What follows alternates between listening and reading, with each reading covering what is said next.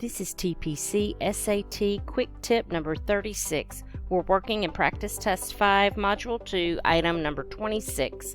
Here we have a circle. Its center is at -1, 1, and it's got a point 5, -4, and we are looking for a tangent line through 5, -4.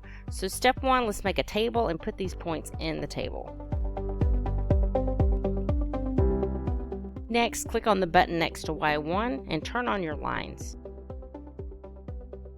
This will show you the line segment that you're working with. Next, you want an equation of a line that is perpendicular to this segment but goes through the point 5, -4. So what we're going to do is we're going to use a function named f of x equals the slope of the line segment. It went down 5 and over 6, so it's -5 over 6, so we're going to use 6 over 5, the opposite reciprocal. We need it to go through 5, -4, so type x minus 5 to translate your line right 5, and then go down 4, and now you have a line that's perpendicular to that radius. So all we have to do now is evaluate this function at these points.